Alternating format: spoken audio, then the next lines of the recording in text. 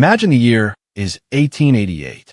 The streets of London's East End are shrouded in a thick, choking fog that clings to the cobblestones like a shroud over a fresh grave. Gas lamps flicker weakly, casting long, eerie shadows that dance along the narrow alleys, where the air reeks of coal smoke, raw sewage, and despair. In the heart of Whitechapel, a district forgotten by the glittering wealth of Victorian England, the night holds its breath. Footsteps echo faintly, yours, perhaps, as you hurry home from a long day's toil. But then, a distant scream pierces the silence, sharp and fleeting, swallowed by the mist before anyone can pinpoint its source. Was it a cry for help? Or just another echo of the misery that haunts these slums? In the autumn of that fateful year, such screams would become all too real, heralding the arrival of the phantom killer who would etch his name in blood across the pages of history, Jack the Ripper. Whitechapel in 1888 was a labyrinth of poverty and peril, a place where the Industrial Revolution's promise had curdled into nightmare. Nestled in London's East End, this overcrowded district teemed with immigrants, laborers, and the destitute, all crammed into crumbling tenements and squalid lodging houses. Over 233 common lodging houses dotted the area, offering grim shelter to some 8,500 souls each night, men, women, and children who scraped by on pennies. A single bed cost 4 pence, about the price of a loaf of bread, while the poorest paid 2 pence to slump against a lean-to rope stretched across a room, dozing upright in a sea of strangers. Streets like Flower and Dean, Dorset, and Thrall were infamous, labeled by police as the foulest in the metropolis, breeding grounds for robbery, violence, and vice. Prostitution was endemic, a desperate trade for women with no other recourse, their lives a cycle of gin-soaked oblivion and fleeting encounters in dark doorways. The social fabric was frayed to breaking. Whitechapel pulsed with the sounds of horse-drawn carts rumbling over uneven stones, hawkers peddling wilted wares, and a ceaseless din of factories belching smoke into the already polluted sky. Sanitation was a cruel joke.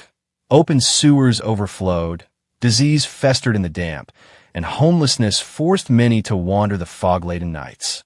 Alcohol flowed freely in dingy pubs, numbing the pain of endless hardship, while gangs roamed unchecked, preying on the vulnerable. Policing was rudimentary. The Metropolitan Police patrolled on foot, their beats timed and predictable, relying on confessions and eyewitnesses rather than the forensic wonders we take for granted today. No fingerprints, no blood typing, just the dim hope of catching a culprit red-handed. This was the nemesis of neglect, as one chilling Punch cartoon depicted it, a spectral figure stalking the rookeries, embodying the social ills that London's elite preferred to ignore. The middle and upper classes viewed Whitechapel with a mix of fear and disdain, a shadowy underbelly threatening to spill into their polished world. Yet, amid the despair, there was resilience, communities of Irish immigrants, Jewish refugees fleeing pogroms, and English workers eking out existence in markets like Spitalfields, where the air hummed with barter and banter by day. But by night, the fog descended, turning familiar paths into mazes of uncertainty, where every corner hid potential danger. It was into this cauldron of human suffering that evil slipped unnoticed, ready to unleash a reign of terror that would grip the world. The murders began subtly, whispers of violence in the shadows, but soon they would escalate into horrors that defied comprehension. Women, already marginalized and exploited, became the prey of a killer who operated with surgical precision and ghostly elusiveness. Who was he? A deranged surgeon? A vengeful madman? Or something far more ordinary, hiding in plain sight among the throngs?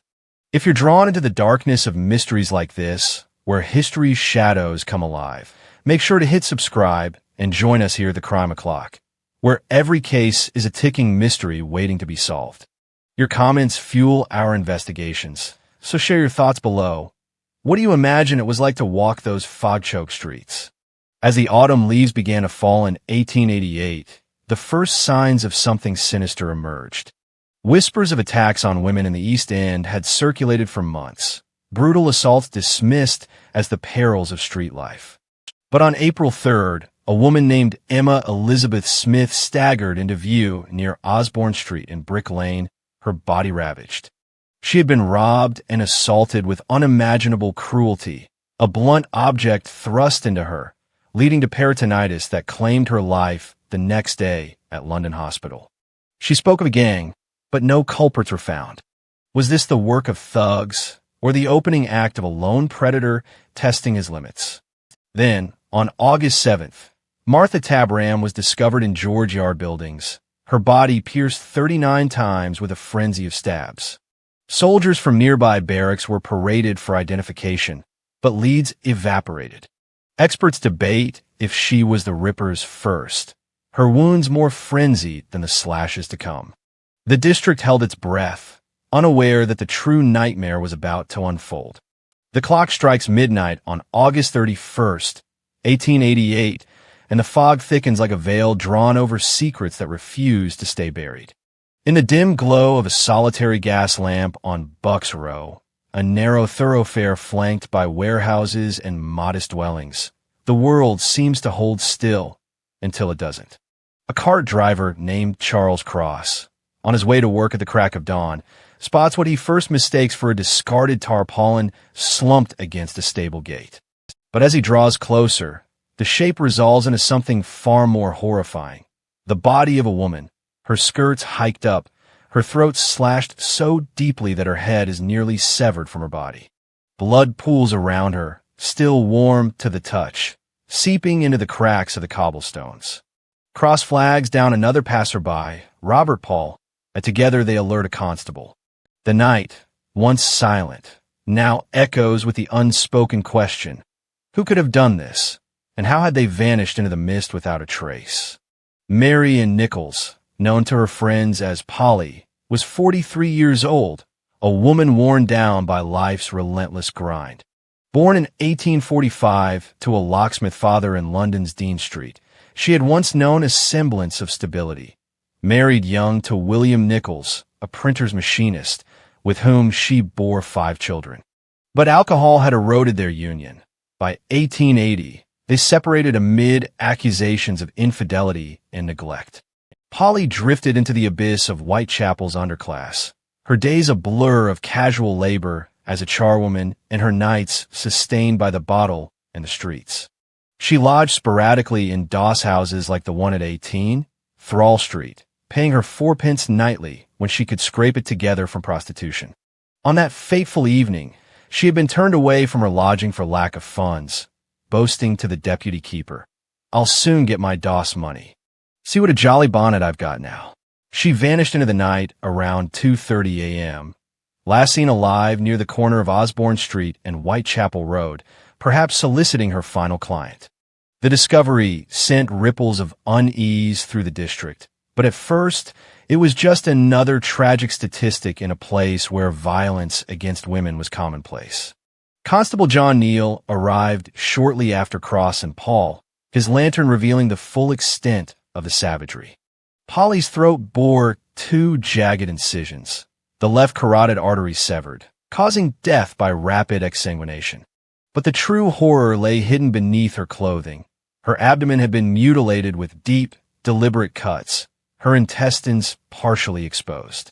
No screams had been reported, no struggle evident, suggesting the killer had struck with chilling efficiency, perhaps strangling her first to silence any cry.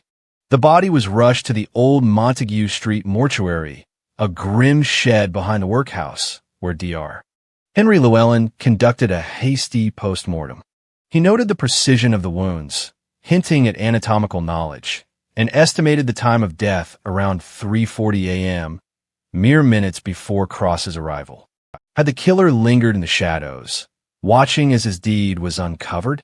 Word spread like wildfire through the taverns and tenements. The Star newspaper splashed the story across its pages. A woman murdered in Whitechapel. Shocking brutality. Crowds gathered at the site, morbid curiosity drawing the destitute and the daring alike. Polly's identification came swiftly. Her estranged husband viewed the body, murmuring, "I forgive you, as you are, for what you were to me." Her meager belongings, a comb, a handkerchief, and a broken mirror, offered no clues. The inquest opened at the Working Lads Institute, where jurors recoiled at the details, but leads were scarce. Suspects emerged fleetingly. 3 horse slaughterers from nearby Winthrop Street were questioned due to bloodstains on their aprons, but alibis held firm. Whispers linked it to the earlier attacks on Smith and Tabram, suggesting a pattern, a killer targeting the unfortunates, as prostitutes were euphemistically called. Yet, as the days blurred into one another, the fear simmered rather than boiled. Whitechapel had seen brutality before. Gangs like the Nickel Mob terrorized the streets, and leather aprons, worn by butchers and craftsmen, were a common sight, birthing the moniker Leather Apron for any suspected thug. Polly's funeral on September 6th was a somber affair, her coffin borne through jeering crowds to Ilford Cemetery, a final indignity. Little did the mourners know that this was not an isolated atrocity. The killer, emboldened by his escape, was already plotting his next move, his blade thirsty for more. The streets grew quieter at night, women huddling in pairs, but the fog offered no protection. It concealed the predator as easily as it hid the prey. The sun had barely crested the rooftops on September 8th, 1888, when the quiet of Hanbury Street was shattered by a discovery that would plunge Whitechapel into outright panic.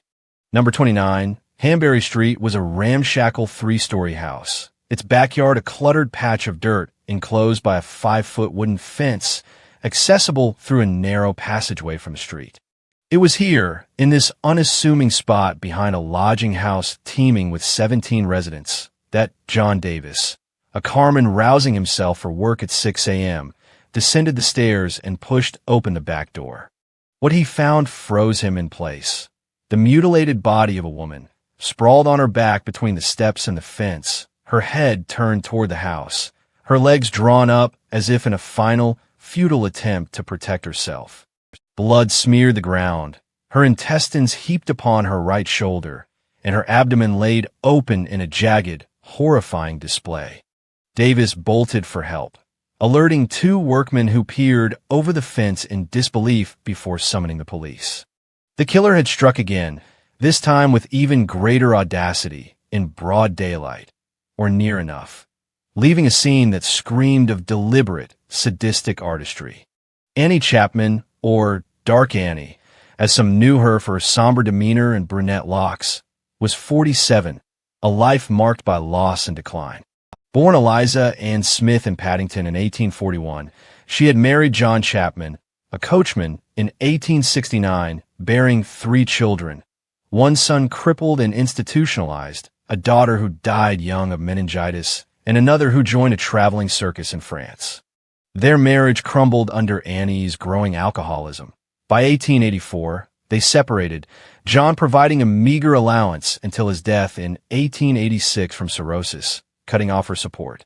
Annie turned to crochet work and flower selling by day, but nights found her on the streets, trading her body for gin and shelter.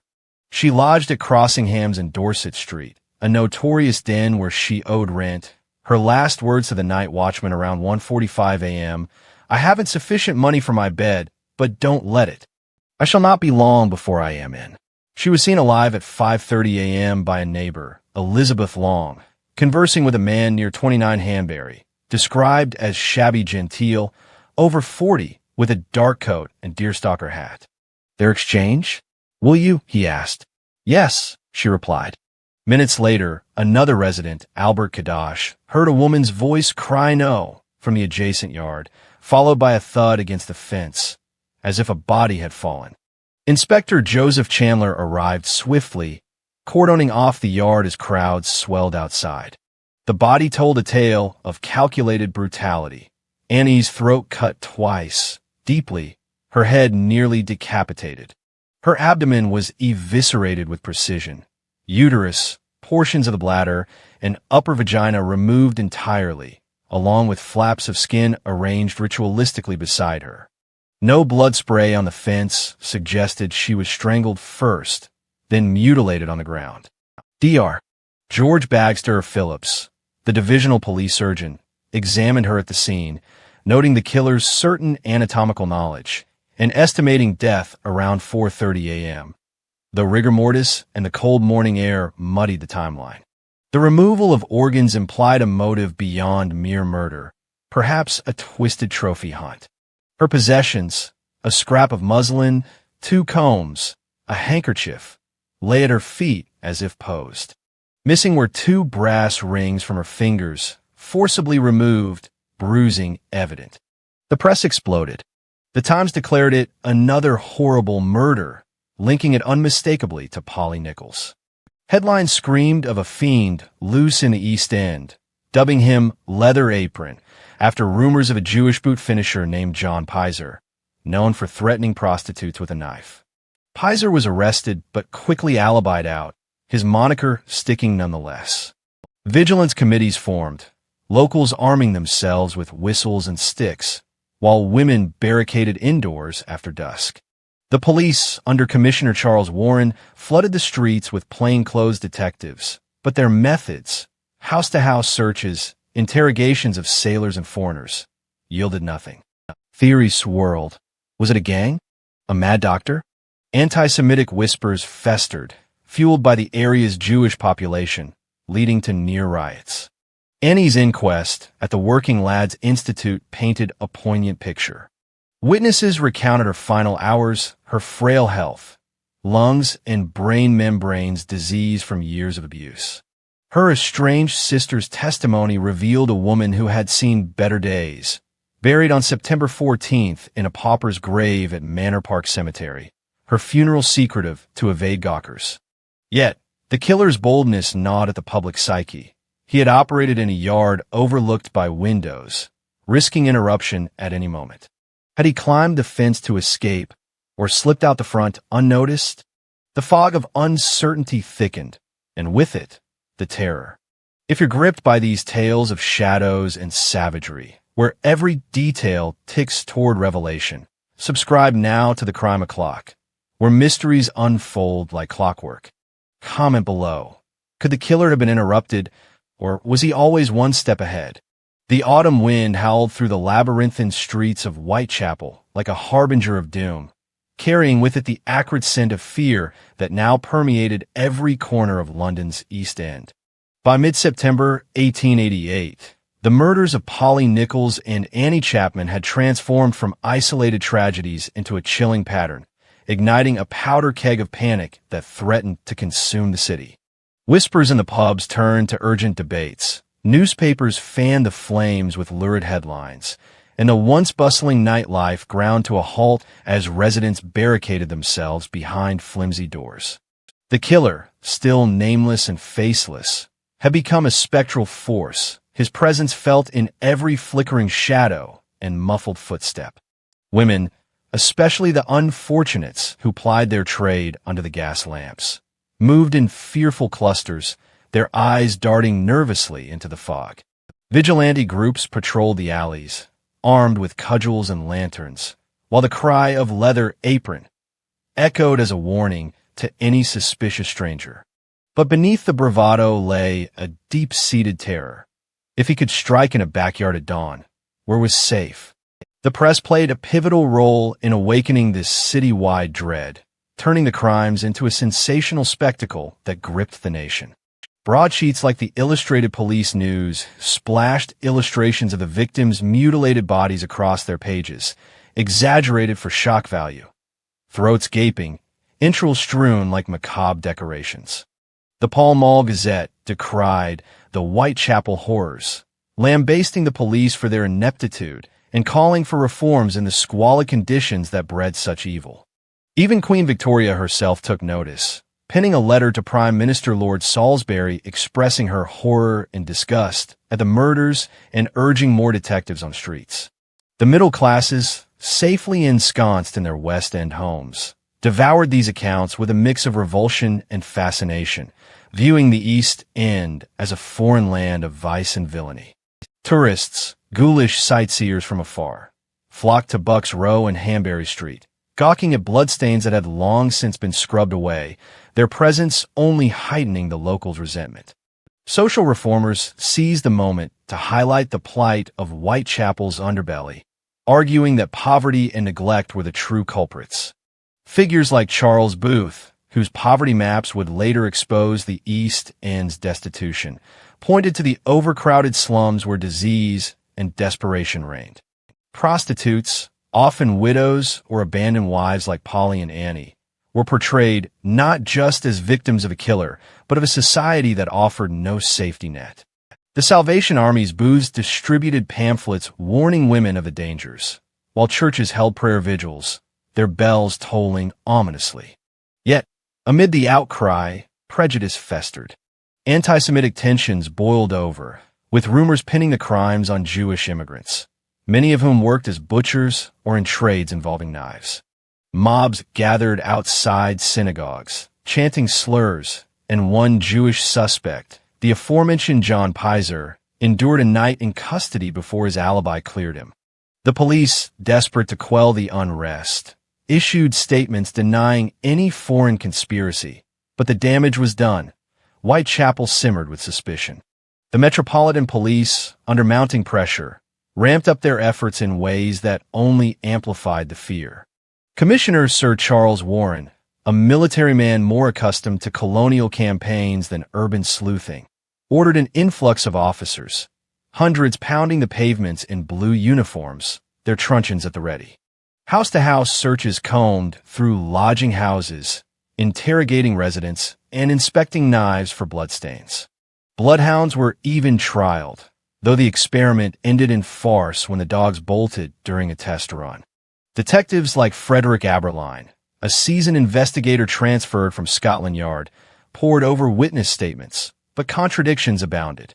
Elizabeth Long's description of Annie's companion, a dark-complexioned man and a deerstalker, clashed with vague sightings from Polly's night. Theories proliferated. Was the killer a sailor, slipping away on the Thames?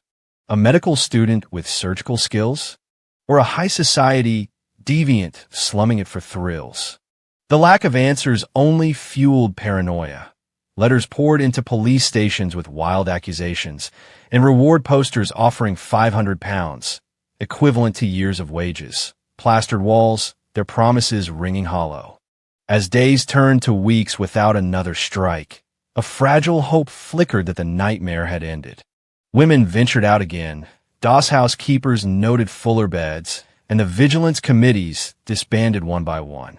But this lull was deceptive, a cruel intermission in the killer's symphony of terror. The fog continued to roll in each evening, blanketing the streets in secrecy, and in the quiet hours, one could almost hear the city holding its collective breath. Pubs echoed with tales of close calls, women claiming to have been approached by sinister figures, their escapes attributed to divine intervention or sheer luck. The economy suffered. Markets emptied early, theaters in the West, and saw dwindling audiences fearful of traveling home after dark. Even the global press took note, with American newspapers like the New York Times reporting on London's mysterious murders, exporting the fear across the Atlantic. The night of September 30th, 1888, draped Whitechapel in an uneasy stillness, the kind that feels like the world is holding its breath before a storm. The fog was lighter than usual, but the air hung heavy with the weight of unspoken dread. Pubs along Commercial Street buzzed with nervous chatter, their patrons trading theories about the elusive leather apron over pints of bitter.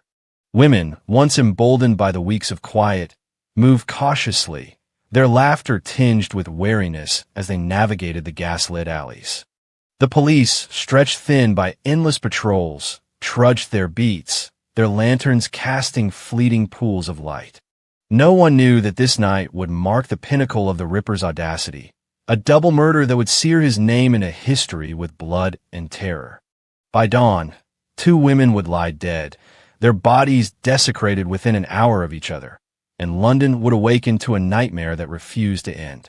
The first strike came in Dutfield's Yard, a narrow enclave off Burner Street, shadowed by the International Working Men's Educational Club, a socialist hub where Jewish immigrants gathered for debates and song. Elizabeth Stride, known as Long Liz for her height and loping gait, was 44, a Swedish-born widow who had washed ashore in Whitechapel's undercurrent of poverty. Born Elizabeth Gustafsdotter in 1843 near Gothenburg, she had married John Stride in 1869, running a coffee house in Poplar until their separation in 1881, driven by her drinking and his debts. By 1888, she survived through sewing, charring, and occasional prostitution, lodging at 32 Flower and Dean Street, one of the East End's grimmest doss houses. She spent her final day cleaning rooms for extra pennies, seen drinking at the Queen's Head pub at 6:30 p.m. By 11 p.m., witnesses placed her near Burner Street, chatting with a man in a peaked cap, possibly sharing a kiss. At 12:35 a.m., Israel Schwartz saw her pushed to the ground by a broad-shouldered man near Dutfield's yard, her cry of no, echoing faintly. Schwartz fled, fearing pursuit, unaware he might have glimpsed the Ripper himself. At 1 a.m., Louis Deemschutz, a club steward, steered his pony and cart into the yard, the animal shying from something in the darkness. Lighting a match, he found Liz lying on her side, her throat freshly cut, blood still trickling onto the cobblestones. The wound was deep but singular, lacking the mutilation of prior victims, suggesting the killer was interrupted, perhaps by Deemschutz's arrival. The club's members spilled out, their Yiddish shouts of alarm drawing a crowd before Constable Henry Lamb arrived. Dr. Frederick Blackwell confirmed death around 1:10 a.m., noting the body's warmth. She had been alive mere minutes before. The scene was chaotic, spectators trampling potential evidence, police cordoning the yard as whispers of another one spread like wildfire. But the Ripper was not finished. Less than a mile away, in Mitre Square, a secluded enclave in the city of London's jurisdiction, another horror unfolded. At 1:44 a.m., Constable Edward Watkins, patrolling his beat, swung his lantern into the square's southwest corner and froze. Catherine Eddowes, 46, lay on her back, her face a grotesque mask of mutilation, her abdomen torn open from sternum to pelvis, her intestines draped over her shoulder like a macabre sash. Born in Wolverhampton in 1842, Kate, as she was called, had lived a nomadic life, hopping between workhouses and lodging houses after parting from her partner, John Kelly.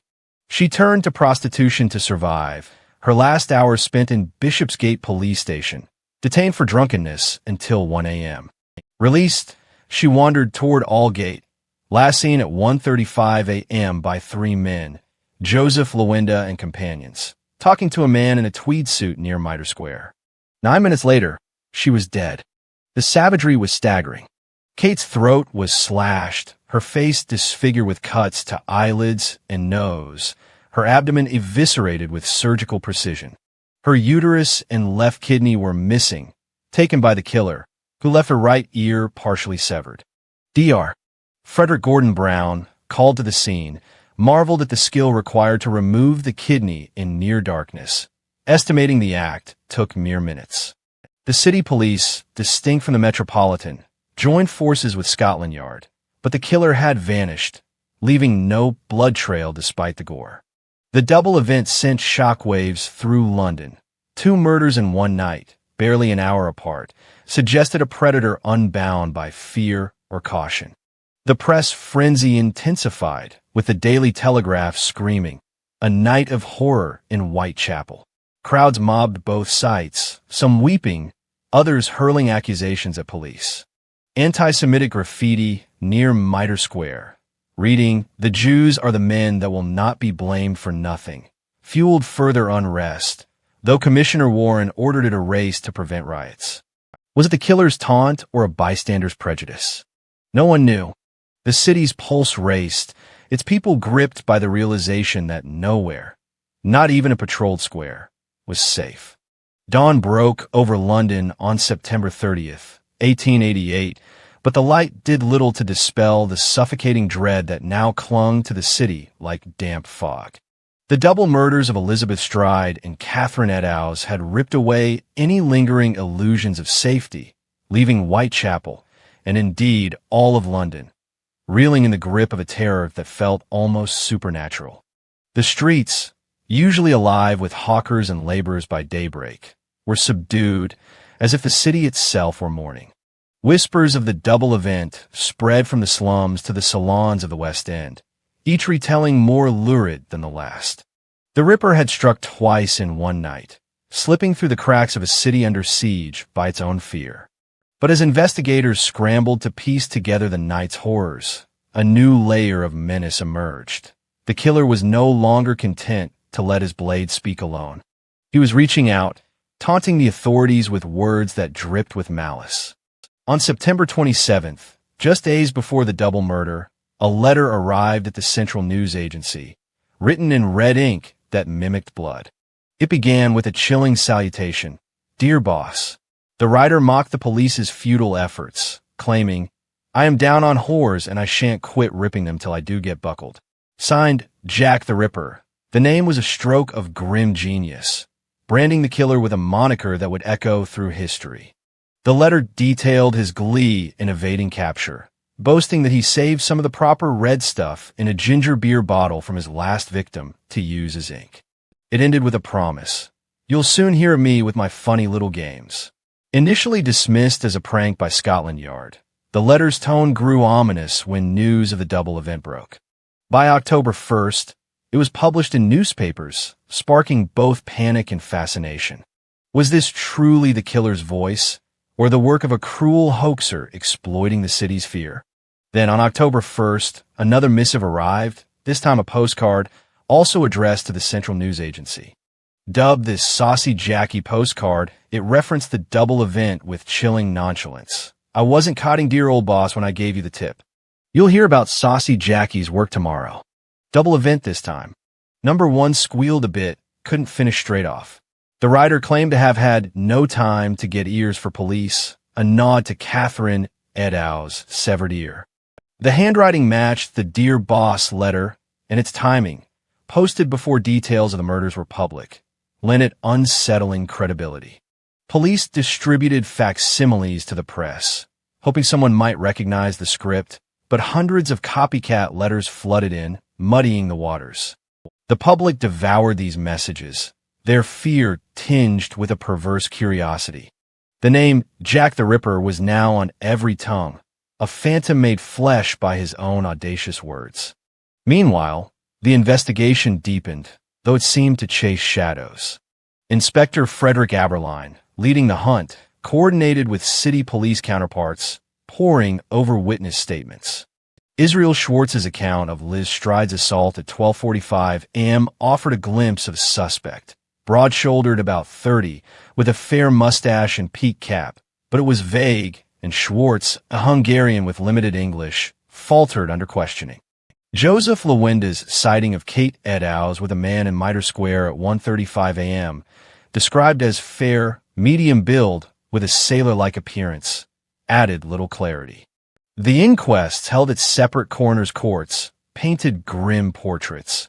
Liz's single throat wound suggested interruption, while Kate's mutilations pointed to a killer growing bolder, his organ theft a grotesque escalation. Dr. Brown's testimony about Kate's missing kidney stunned jurors. Such precision and darkness hinted at medical training, fueling speculation of a rogue surgeon or butcher. The police response bordered on desperation. Over 2,000 interviews were conducted, 80 suspects detained, and every lodging house in Whitechapel searched for bloodied clothing or hidden blades. Sailors, dock workers, and Jewish tradesmen faced intense scrutiny, the latter exacerbated by the now infamous Jews graffiti found near Mitre Square, scrawled on a wall alongside a bloodied scrap of Kate's apron. Commissioner Warren's decision to erase it before photographing sparked outrage, with critics accusing him of shielding a Masonic conspiracy, wild theories tied to the misspelled Jews as a supposed nod to Freemasonry. Public frustration boiled over. Editorials demanded Warren's resignation, and Home Secretary Henry Matthews faced calls for a reward, which he refused, citing risks of false accusations. The victims' funerals underscored the tragedy's human toll. Liz Stride was buried quietly on October 6th in a pauper's grave at East London Cemetery, her Swedish roots untraceable by family. Kate's partner, John Kelly, wept at her inquest, identifying her body by her bright, hazel eyes. Her funeral on October 8th drew thousands, her coffin borne through Spitalfields as onlookers mourn a woman who never did wrong to anybody. Yet, even in grief, fear reigned. Women armed themselves with knives, and vigilance groups patrolled with renewed fervor, their whistles piercing the night.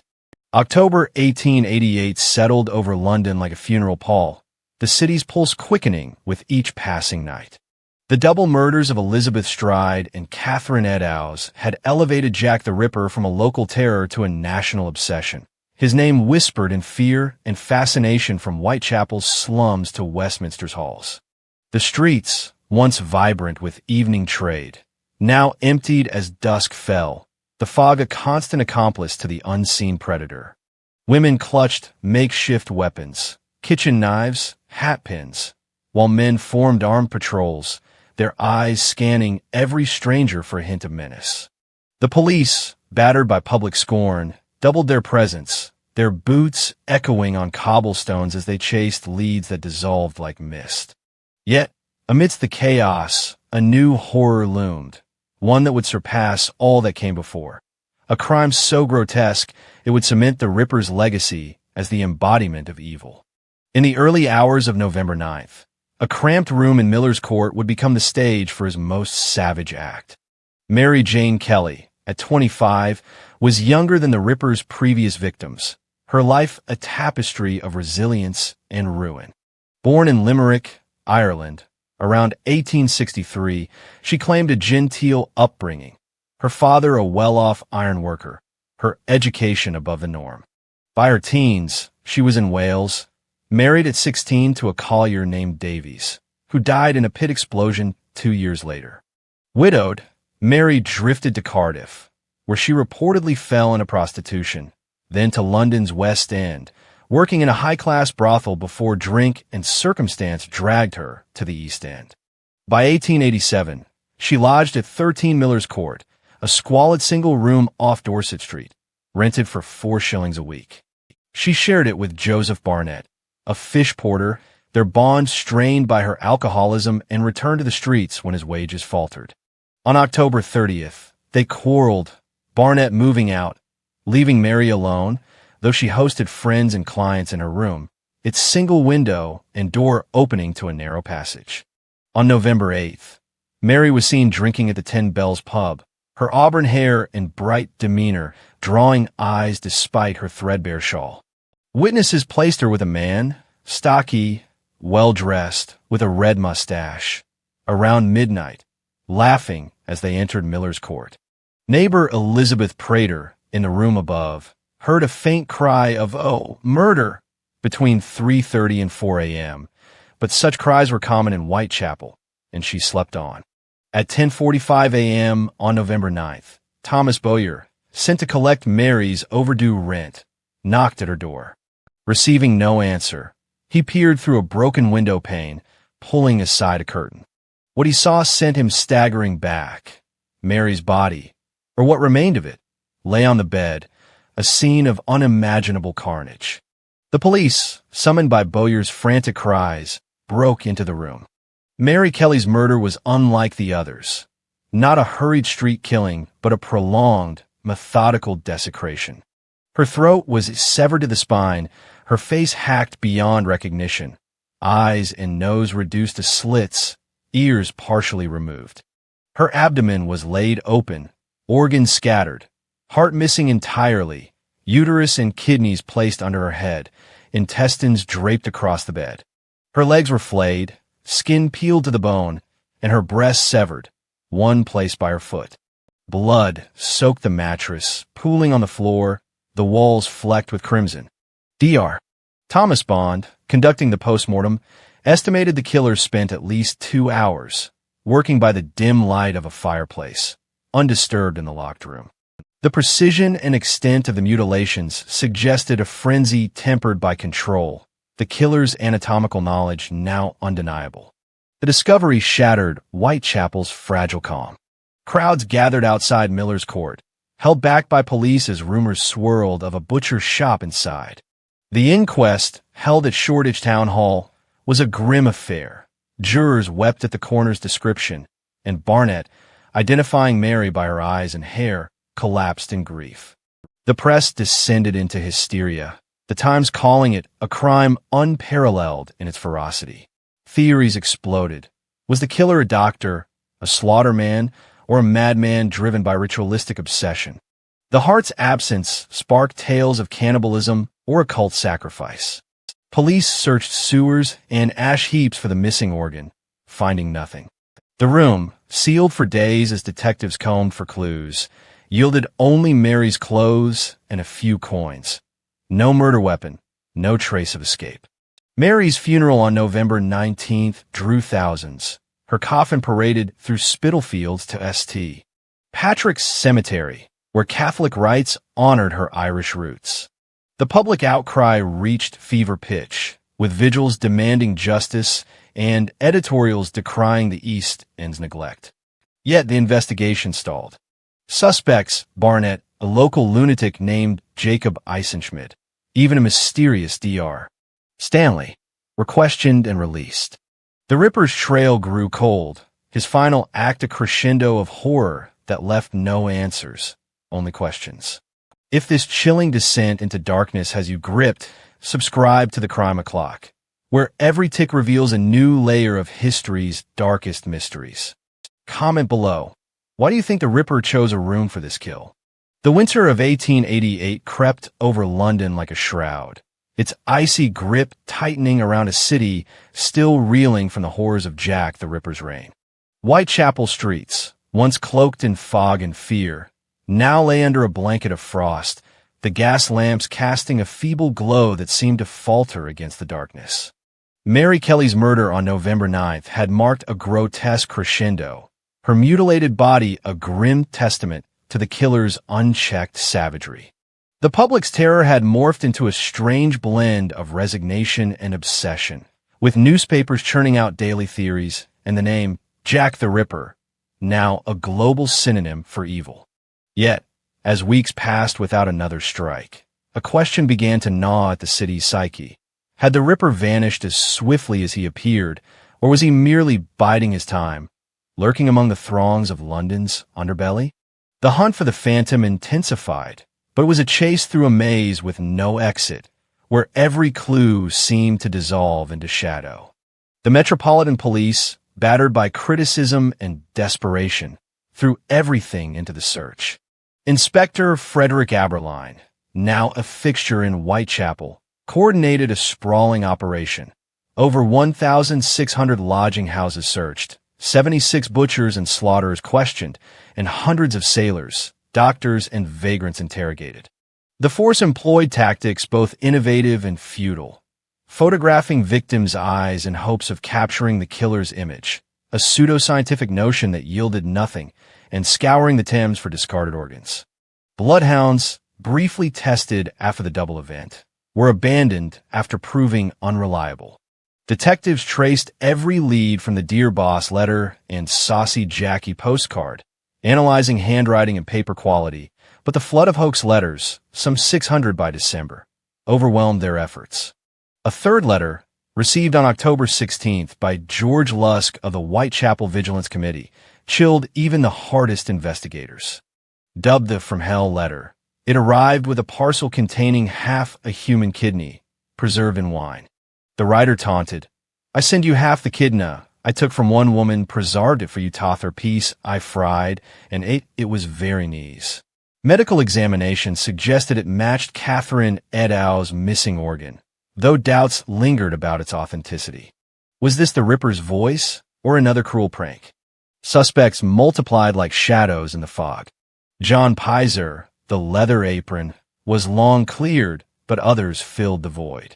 Michael Ostrog, a Russian-born conman with a history of theft, was flagged for his erratic behavior, though no evidence tied him to the crimes.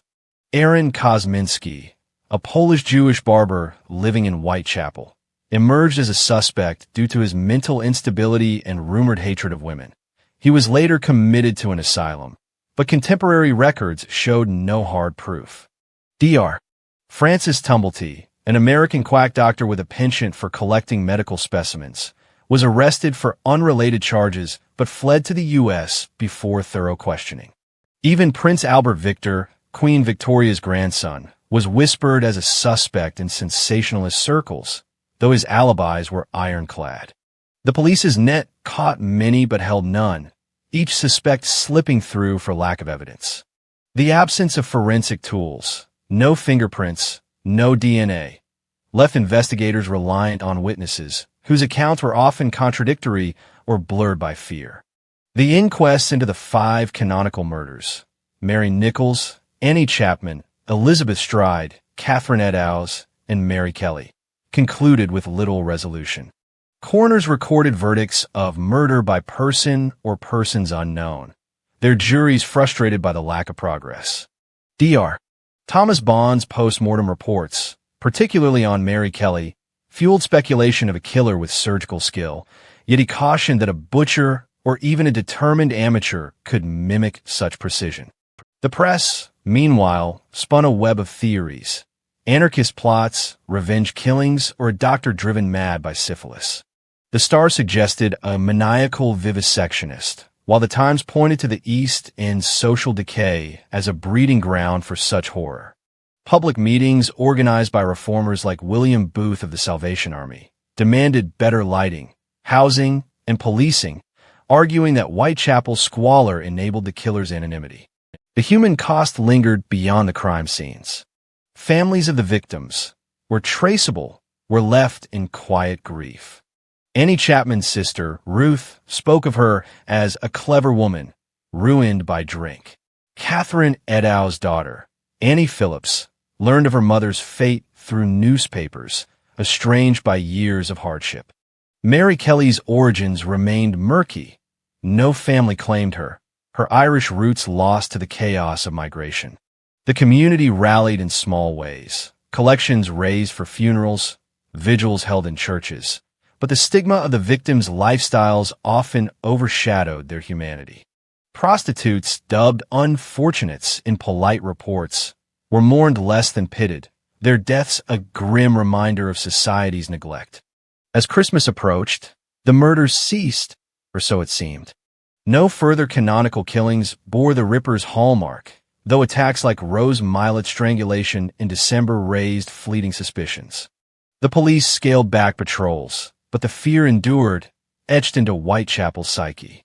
The Ripper had become a myth, a boogeyman invoked to quiet unruly children or warn women from dark alleys. The new year of 1889 dawned over London with a cautious hope, the bitter cold of winter mirroring the chill that lingered in the city's heart. Whitechapel streets, though still cloaked in their familiar grime and fog, seemed to exhale as weeks turned to months without another Ripper killing. The frenzied patrols of autumn slowed, the vigilance committees disbanded, and women, driven by necessity, resumed their nightly rounds under the gas lamps. Yet, the specter of Jack the Ripper refused to fade. His name had become a permanent scar on London's psyche, invoked in every shadowed alley and whispered in every pub. The 5 canonical murders, Mary Nichols, Annie Chapman, Elizabeth Stride, Catherine Eddowes, and Mary Kelly, had forged a legend, but the absence of new victims raised haunting questions. Had the killer died, fled, or simply melted back into the city's teeming masses?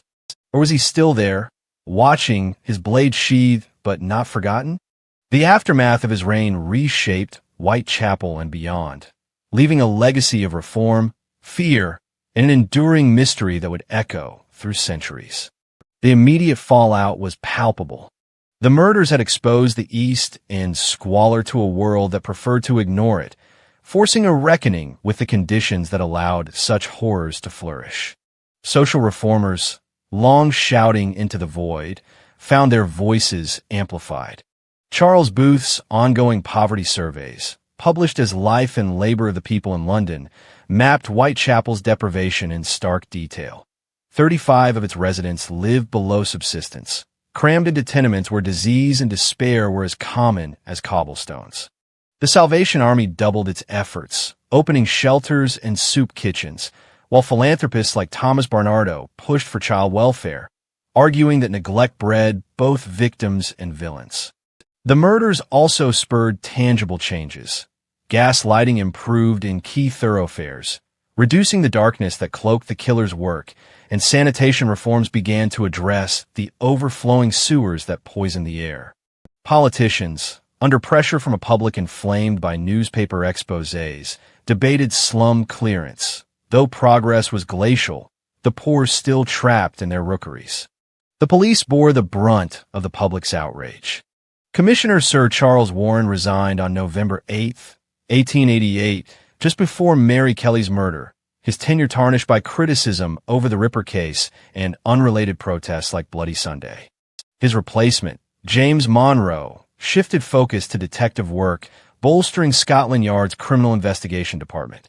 Inspector Frederick Aberline, who had lived among Whitechapel's denizens during the manhunt, remained haunted by the case, reportedly keeping a scrapbook of clippings until his death. The investigation never officially closed, but by 1892, active inquiries dwindled. Files from the time, now housed in the National Archives, reveal a meticulous but fruitless effort. 2,000 interviews, 300 suspects, and countless dead ends. The lack of forensic tools, no fingerprints, no DNA, left police relying on witnesses whose memories were often clouded by fear or drink. The From Hell letter, with its grisly kidney, remained a tantalizing clue, but its authenticity was never confirmed, lost in a sea of hoaxes. The victims' lives, though briefly illuminated by tragedy, were largely forgotten in the clamor for justice.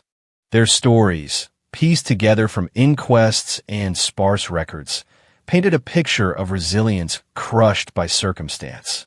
Polly Nichols' children scattered after her death, her husband retreating into obscurity. Annie Chapman's crippled son languished in an institution, unaware of his mother's fate. Liz Stride's Swedish family never learned of her end, her pauper's grave unmarked. Catherine Edow's partner, John Kelly, vanished from records, likely drowning in grief and gin. Mary Kelly, the youngest, left no kin to mourn her, her Irish origins a mystery even to her lover, Joseph Barnett. Their deaths, though, galvanized advocacy for the unfortunates.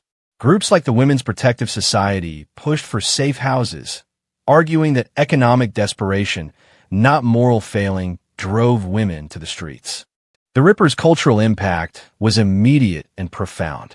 He became a boogeyman, his crimes mythologized in penny dreadfuls and music hall songs. The press, which had profited handsomely from the hysteria, continued to spin tales, some claiming the Ripper had fled to America or Australia, others insisting he was locked in an asylum. The name Jack inspired copycat killers worldwide, from New York's Ripper murders in the 1890s to later serial killers invoking a shadow. The mystery also birthed a new genre, true crime, with books like The Whitechapel Murders, 1888, feeding a public hungry for answers. The Ripper's anonymity fueled endless speculation. Over 100 suspects proposed, from butchers to barristers, none definitively proven. Even today, Ripperology thrives, with amateurs and historians dissecting clues like the Golston Street graffiti or the cryptic letters. Whitechapel itself bore the scars longest. Businesses suffered as fear kept customers away, and tourism, once a curiosity, became a grim pilgrimage. By 1890, some normalcy returned, but the district's reputation as a den of vice endured. The murders forced a mirror to society's face, revealing the cost of neglect and the fragility of safety. Yet, the killer's identity remained a void, a puzzle with pieces that never fit. The scars of 1888 never fully healed. Jack the Ripper's reign, though brief, left an indelible mark on London and the world, a shadow that stretches across time, defying resolution. The five canonical victims, Polly Nichols, Annie Chapman, Elizabeth Stride, Catherine Eddowes, and Mary Kelly, became more than names in a coroner's report. They became symbols of a society that failed its most vulnerable. Their deaths, brutal and senseless, sparked a reckoning, forcing a city to confront its inequalities and a world to grapple with the nature of evil. But the question that lingers, even now, is not just who Jack was, but why he stopped. Did he die, perhaps by his own hand, consumed by his own darkness?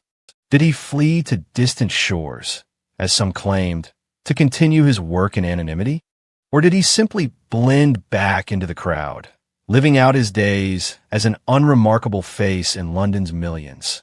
A neighbor, a laborer, a gentleman with blood on his hands, but none on his cuffs? Theories abound, each more tantalizing than the last. Some point to Aaron Kosminski, the troubled barber whose descent into madness coincided with the murder's end, though no evidence beyond suspicion links him. Others favor Dr. Tumblety, the American charlatan whose flight from justice raised eyebrows, or Montague Druitt, a barrister who drowned himself in the Thames in December 1888, his suicide seen by some as a confession.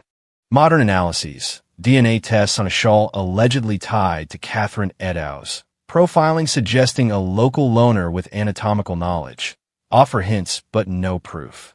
The letters, especially from hell, remain a focal point, their crude prose and grisly trophy suggesting a killer who craved attention yet guarded his secrets.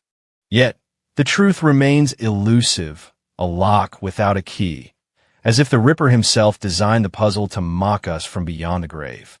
The legacy of the murders reshaped more than Whitechapel. They birthed modern criminology, inspiring Scotland Yard to refine detective methods and adopt fingerprinting by 1901. They fueled social change, with reformers like Beatrice Webb and Octavia Hill citing the killings as proof of the need for housing and welfare reforms. The victims, once dismissed as fallen women, gained posthumous dignity through advocacy that humanized them, their stories a call to protect the marginalized.